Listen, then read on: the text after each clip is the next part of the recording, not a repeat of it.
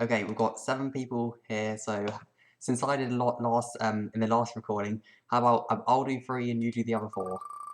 All right. So the ones I'm doing are Karkat. That won't be good to help my throat recover. Jade, okay, that's more reasonable. And Dave. Right, move. Oh, I added Dave on there twice. Okay, it's just 3 for you then. I don't know how I ended up adding Dave twice. But yeah, that means you're doing narrator, John, and Rose. Yay. All the ones I don't do. Well, I mean, I mean, don't do Karkat yeah, either. it's a good time to like practice or whatever. Do things you're not comfortable with, I don't know. Yeah. Whole point. We are stepping out of our comfort zone and voice acting. Alright, whenever you're ready. All right. That's that, you think. Your glasses are broken forever, and you totally fucked up and underestimated young Lord English. Rose should have known better than to trust this to you alone. Rose, your smart, amazing friend Rose. You can almost hear her voice now. Sometimes I can still hear her voice. Stop telling people I'm dead. Nah, that's just the rain. Yeah. Listen closer, jackass. Oh, wait, you do hear her voice. Vibrating low and muted through the wall of your cell. You've only realized right now that your cell has walls because it's awfully bright in here. It's so white that nothing in the cell is casting a shadow. Looking around, you realize there is no apparent source to all this bright light, making it hard to tell where the floor ends and the walls begin. John? John? Are you there? Her voice is muffled, coming from what you presume to be an adjacent room similar to yours on the other side of the wall. Yeah, I'm here. Oh, thank goodness. Everyone's accounted for then. Are you okay? What? Are you okay? I think so. I can barely. You can hear a thud from Rose's corner, like someone slumping against the wall in relief. Well, that's what you're doing, at least.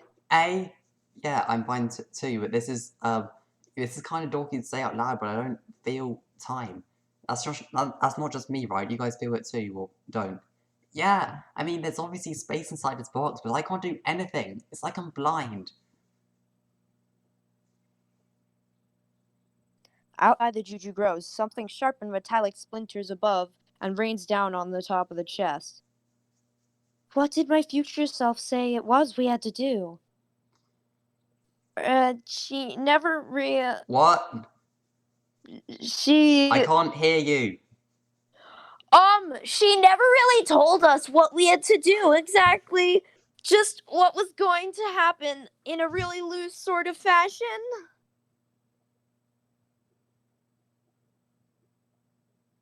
The metal... does that... keep forgetting I'm also doing... Does that mean we're stuck? Homestuck. The metallic noises rained down harder, drowning out Rose's attempt at being loud. Plank! Plank! Smash! Now I can't hear you! Try using less words. The length of the silence coming from Rose's corner communicates just how difficult a task that is for her. She said the juju would get... No, wait. Wrong voice. She said the juju would get loaded and unloaded. What? So, I mean, it just got loaded, I think, with us. So? I don't think we're trapped in here forever. We'll be unloaded from it at some point. What? I know it's all a bit abstract, but... No, I just can't hear you. John, you suck at yelling. Ah! You stop trying to loudly reassure the worried teens for a moment and just think. Now you understand defeating young Lord English was never supposed to happen. Not the way adult Rose was implying it would. You surmise the other 4 teens remaining outside the juju were the ones meant to be tasked with its defeat. And judging from the cacophony still emanating from beyond the walls of this house and its confining chest, you are taking the task seriously. But what does this mean for the four of you?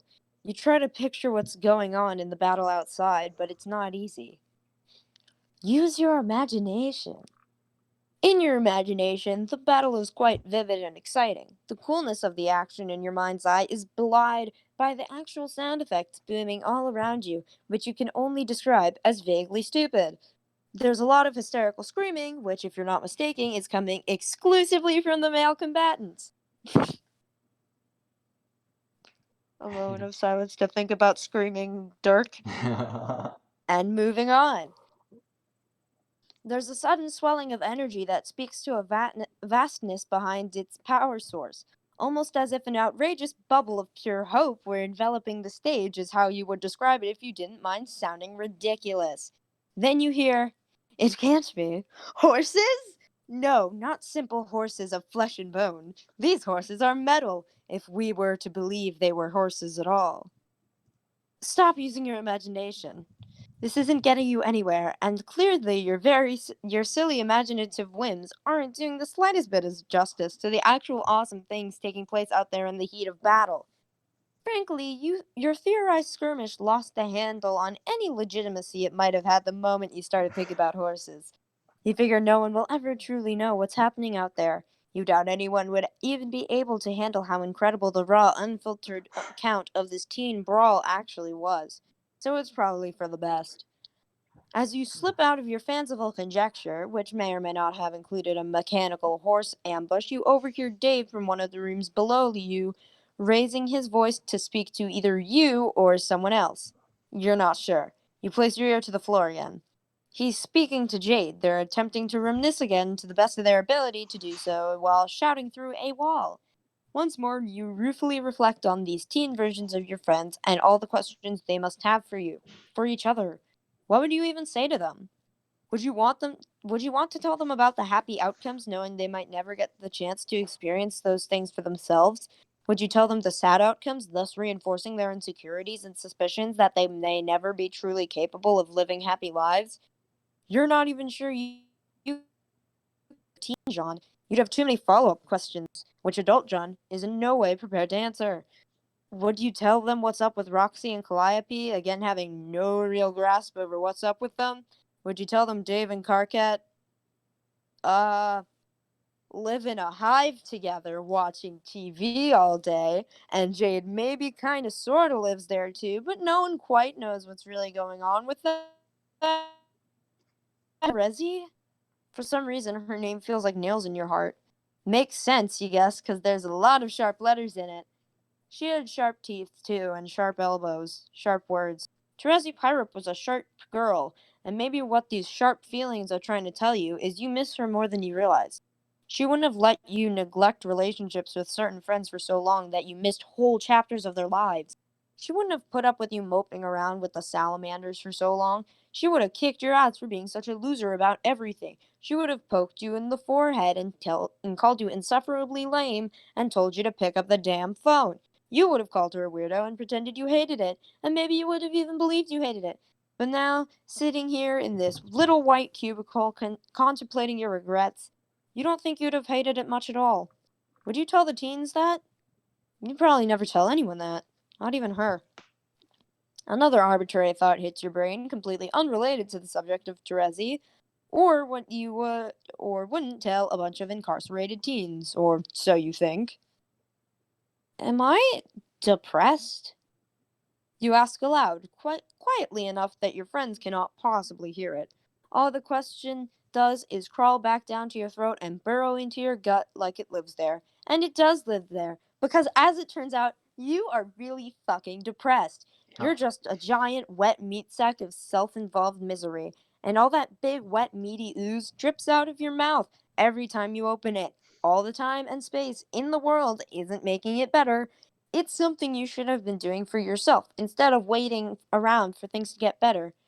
Well, screw waiting. It's boring as hell. You are John Egbert, after all, immortal creator of worlds, the one and only man to completely transcend the partitions of canon itself. You've got these powers, remember?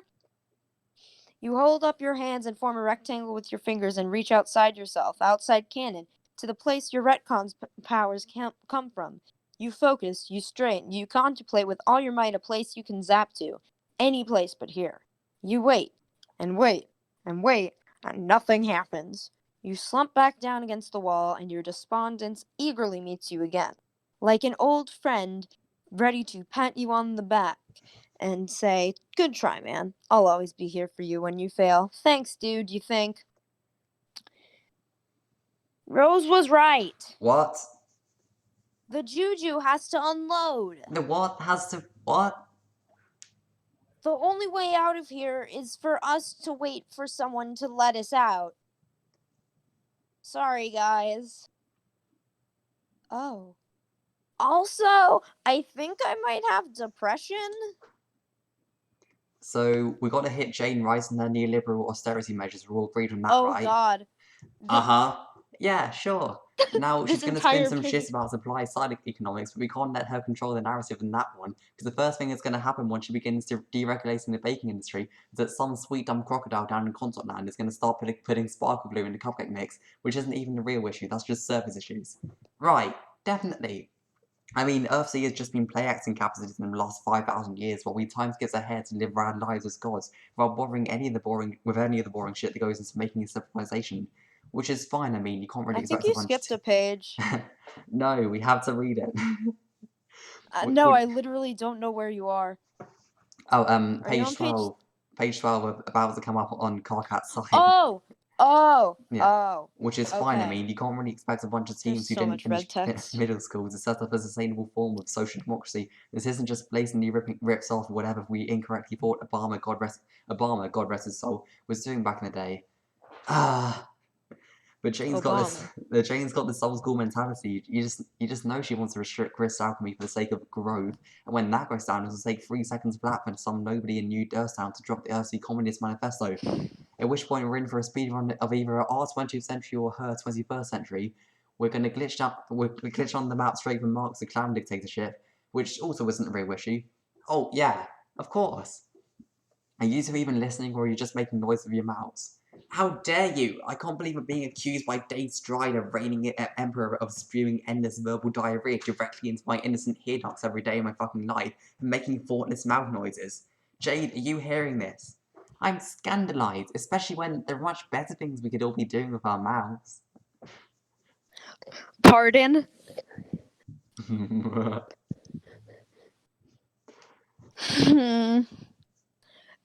It's been a really nice day they've been having. Say something like that. My thoughts exactly. The air in the hive changes in a way that is palpable, in a way that she can't seem to accurately gauge, Gauge. despite having both superhuman Gauge. and. I know.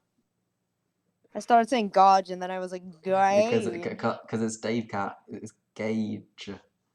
Haha. Uh.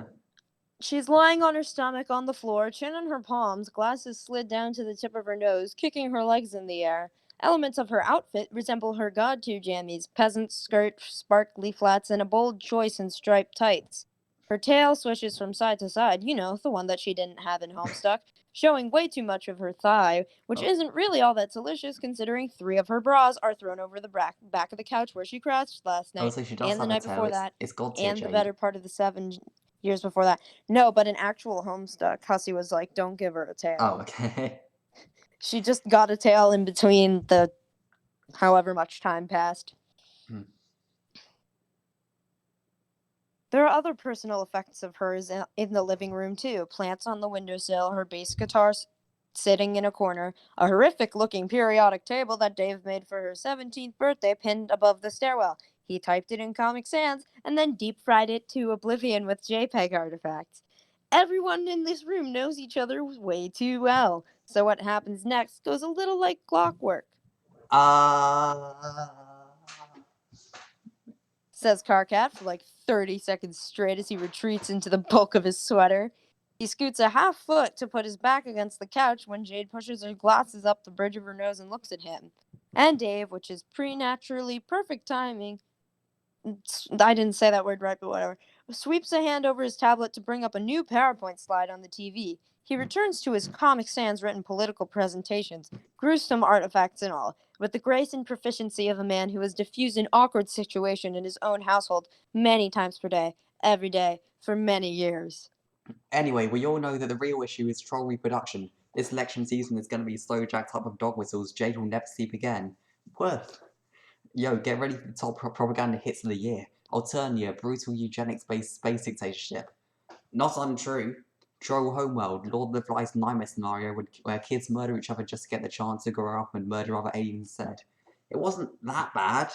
Actual names of professions on Alternia. Fresh Kushner, Legislatorator, Minister of sucking the eyeballs out of your fucking skull, then putting my 2 monstrous HR gig, is that a person?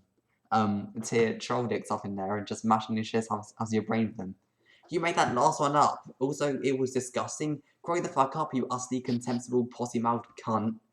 Also, you know trolls don't actually have 2 dicks, that's an offensive stereotype. I know, that's the point. Keep up, guys. Ready for another one. Trolls literally ate babies. Only the defective ones. Like you, my dude. Yeah. So that's why our campaign can work. BSW, I'm gonna be giving you a long form exam at the end of this, not to make sure you're retaining the info, because this is only like the most important thing we've ever done collectively. Ha. Aside from creating the universe, I mean. It's not that this isn't important, Dave. It's that like the method we're using to communicate is kind of inefficient and boring. You mean words? I mean your words specifically. We already understand the issues at play. You don't have to explain it to us over and over again like we're 12, right, Karkat? Are you asking me where? Are you asking me where I've heard this exact speech almost word for word, including rehearsed versions of both the colourful metaphors and jokes 10 or 20 times already? Because the answer would be yes, of course I fucking have. Karkat elbows Dave in the thigh, a move that is obviously meant to be an action of pure brotherly jest, but instead it comes off as affectionate and overly intimate. Jade's clever eyes don't miss this. Her pupils follow the motion of Karkat's arm, and then they follow the movement of Dave's mouth as he smiles in what he probably thinks is a totally neutral expression that it reveals exactly 0% of his true feelings towards Karkat Vantis. In reality, his veneer is as thin and transparent as cellophane. He is the only person who can't see through it. Jade does some calculations in her head. 2 kinds of calculations, in fact.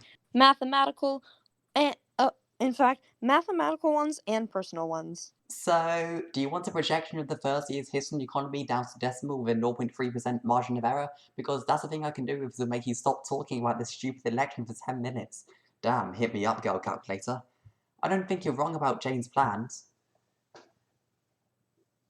She produced 2 boys with explications on complex math utilizing taxation rates, GDP figures, and some damn thing called the Laffer curve, which she easily could have just invented to own them both. But the truth is, she cares too deeply for these boys to fabricate silly sounding economic models on the spot in order to make them seem foolish in front of the camera later. The thing about Jade Harley is that she's not as good at personal things as she is at other things, like science or mastering frame motifs or kissing, the last of which she has definitely put a lot of levels into over the past few years because, well, what else are you supposed to start doing with immortal godhood once you hit the age where the dog hormones start kicking into overdrive? I really don't like this. She rolls over and hitches up on her palms so she can stare her 2 friends down. Her high prescription lenses make her eyes look anime huge. They might literally be glittering. She's so completely serious about the issue she is trying to stress. So, now that that's all out of the way, it's time to get real, you two. That wasn't an invitation for you to make a pun about having all the time in the world or whatever it was you're going to say. Oh. I'm about to lay out some cold hard evidence, so pay attention. Oh, hang on, let me get a pen. Evidence about our relationship. Fuck. You let me live my hype when I'm in town. I can't believe I'm pretty intimately entwined in both your lives, but you're just talking about this. And you don't disengage in about 86.234% of my flirtations. Wait, why the fuck would you keep track of something like that? So, are we doing this or not? Doing what? Dating, dummy. Oh, that is a complicated topic in my culture that I'm not sure humans are equipped to talk about. Also, totally unrelated to the economy, which, not gonna lie, is the only thing I want to talk about for however long it takes this other conversation other sort of conversations stop happening. So say no. Well, I'm not just forcing this conversation for my sake, it's for you two as well. I mean, after all this time, have you two even kissed yet? What, why would we kiss? That's you, I mean, he's Dave. And I'm Karkat. Yes, he's Dave and you're Karkat, and everyone we know always calls you that. Dave and Karkat. I can't remember the last time I heard anyone mention one of you without the other. The two of you have basically been together since your days in the meteor. It's so obvious. Together, yes, as friends. Yeah. Very close friends who understand and support each other on a deep and empathetic level that goes beyond hate or pity. You could even say that our relationship transcends quadrants. Yeah, not gonna lie, Karkat, but that sounds totally kind of gay. Ugh, you humans, you're an unfathomable gender-based quadrants. Why did they... Dave gets retconned back into the closet. He literally... Didn't we already go through this? In Candy, This is my yes. first time reading it. No, I mean in Homestuck proper. Not sure. Post retcon, there's like a whole discussion between Karkat, Dave, and John, where Dave is like, I don't think is like, John, I am not really straight. Being straight isn't real. And John is like, you're gay? And he's like, no, not really. Because obviously he's trying to say he's bi. But like, you know, none of that happened anymore. No, he's definitely totally completely gay, He's back in the closet. He went back in. I guess. He just walked backwards and shut the door. So, are you going to read the next narration line or not? Yeah. Jade facepalms. She does it a little too hard and slams the bridge of her glasses into her forehead. Ow! Anyway, weren't you dating that Carapacian couple last time we checked? Jade drags her hand down the bottom half of her face and sighs. Yeah, for fun. I'm 23. Don't you think that's a little old to still be dating for fun? Wait, you saying we aren't fun? When's the last time either of you left the house? Jade sighs and crawls closer. She takes one of Karkat's hands in hers. I think we'd all work good together. Sorry. Now, why are you apologizing? I accidentally started reading Jade's line. In her other hand, she tries to grab Dave's wrist, but he flash stuffs to the other side of the couch. She pouts at him and keeps holding Karkat's increasingly sweaty palm. And I think we've been dancing around that for years now. I want to try dating for real. Have you ever considered, sorry if what I'm about to say totally blows your mind, dating a single person for more than half a sweep for reasons other than initiating the concupiscent exchange of fluids? Jade's grip on Karkat's hand gets a little too tight, but her big tooth smile remains flawlessly pleasant. This is a common sort of exchange between them and could be easily considered flirtation on several different metrics, especially considering the history. You cut out. You're at the history between them.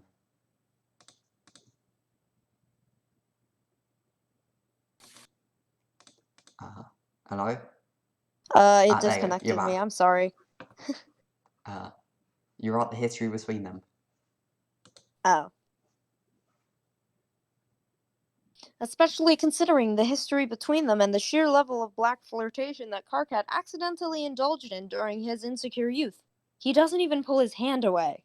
Okay, first of all, don't slut shame me, fuck ass. Says Homestuck Squared, Jade.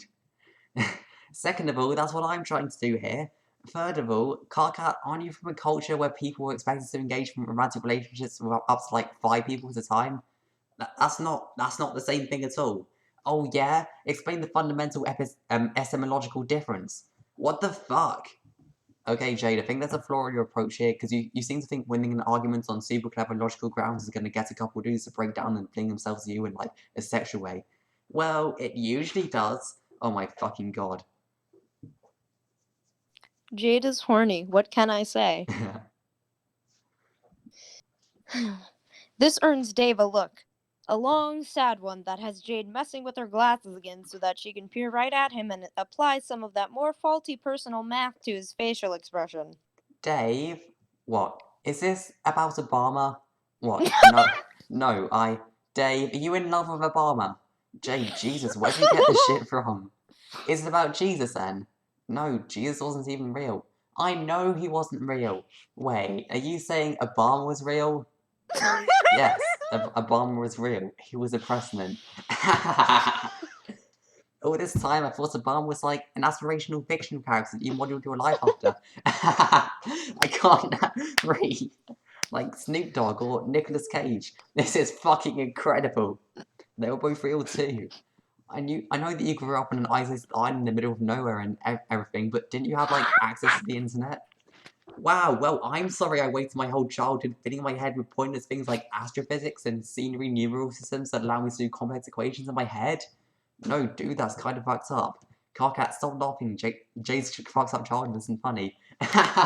Yes, it fucking is. Also, screw you for saying it's not funny. Why is it like some kind of tragedy how she was raised? Because she was raised alone by an animal? I was raised alone by an animal. Fuck off and let me enjoy this. Give me a second, I'm crying. Was that a good Karkat laugh? That was just like improvising. I have no idea how Karkat's supposed to laugh. I'm just sobbing. Like, are you saying Obama was real? Obama confirmed real. I thought he was a fictional character like Snoop Dogg or Nicolas Cage. I know, right? Jade, I love you so much. Yeah, and Dear yes, Lord. this completely excuses her behavior in this current situation.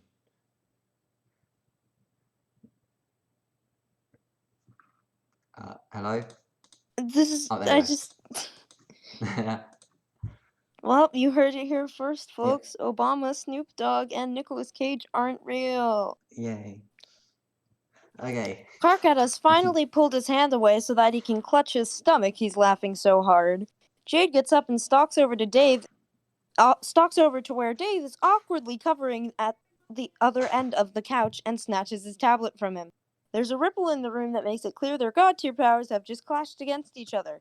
He shifts his arm through time and Jade works the space around them so that she's the one holding the tablet. This is not the first time that they have rearranged the fabric of reality for a petty reason like this. Karkat has permanently sworn off playing board games with them. The moment Karkat brings the paint program up on the television. No, Jade. The moment Jade brings the paint program up on the television, Karkat stops laughing. No. Why'd you say? That's my line, Karkat. No. He tries to grab the tablet from her, but she's hovering well above the ground, and he simply is not tall enough to reach. With a shit-eating grin and delicate care, Jade begins to draw. I'll put this in terms Karkat will appreciate. Check it out. Jade, I swear to... Karkat jumps and tries to grab her skirt, but she swims through the air with ease, giggling as she doodles. You better not be drawing what I think you're drawing. Her artistic skill, even at the advanced age of 23, still leaves something to be desired, but it's pretty easy to produce recognizable caricatures of the three people in the room right now. She gives Karkat a pair of fuzzy, angry eyebrows and starts drawing other lines, sinister lines with salacious meaning. It's exactly what Karkat fears. A shipping. Stop. Cease. Desist this moment. Do not draw one more line. Oh no, I'm drawing a line, Karkat. Better stop me before it goes all the way from my mouth to yours. Karkat catches the back of her shirt and she goes plummeting weightlessly to the floor, still laughing. Karkat tries to wrestle the pen out of her hand, but all he accomplishes is turning the red rum trajectory between her and Dave into a red rum loop-de-loop. See? Me and Karkat have great black chemistry. It is not black chemistry, you horrid non-chitinous windbag. Jade and Karkat roll over each other on the floor, and he gets a mouthful of her hair for his trouble. Jade comes out on top and sits on his back, humming to herself as she crafts her grand design. And now that Dave's all chill, he'd make a great auspicious. She says, cheerful and oblivious. No. Because you and Karkat are kind of like morails? No. And you and I, well, it's always been pretty flirty, Jade. Except... Jade finishes drawing a shaky heart directly into the paint program. It's so big and bright on the TV that it fills the entire room with red light. How big is this goddamn TV? Karkat raises his face Well, and stares at it they in have the utterly blinds shut, bereft. so it's pretty much the only light in the room, I think. Karkat raises his face and stares at it in utterly bereft horror. The sick light makes the bags under his eyes look like divots. In this model, troll quadrants are dumb, so we all kiss. I call this political arrangement fully automated luxury polyamorous space-time communism. No one reacts. Karkat is defeated completely. Dave has just crossed his arms and pressed his mouth into a thinner line than usual. Jade's ears flatten and she huffs. It sounds a little like a dog whining. Oh, come on, that was a good one. It's politically relevant to everything. Jade, I'm not going to laugh at your made-up ship name for this imaginary threesome that's not happening.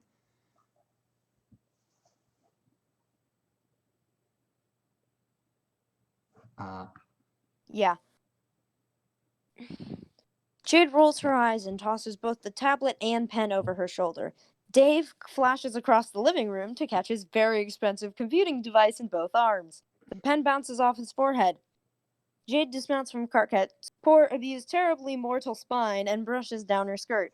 Well, I've said what I wanted to say. It's up to you two what to do with it. I have to go talk to Roxy and Callie about the election anyway. Call me when you two figure it all out. Jade clicks her heels together to propel Dorothy to propel herself back Yeah, into the air they're and red actually slippers winks too. at them. Yeah, and actually winks at them before absconding through an open window. She has to push the thick curtains aside to do so. Karkat hisses when the light spills over his face. What Jade leaves in her wake is not quite the emotional scorched earth situation that she was going for, but a few of her needles have definitely gotten under some skin. Dave and Karkat both stare after her, silently caught in their own private rationalization spirals. Karkat needs to verbalize part of his out loud. Wow, what a crazy and totally improbable conversation we just had with our best friend Jade. Yeah. What a good thing for us that she is totally delusional and has no idea what she's talking about, huh? For sure. Dave offers Karkat a hand up from the floor. When their palms connect, there's a moment where something could happen. A little spark of potential. It would be so very easy for something to happen. But it won't, because, that...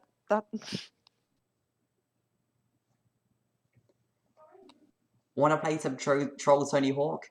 Hell yeah. Hang on. There we go. Wait, why is my mouse acting weird? There we go. It's me,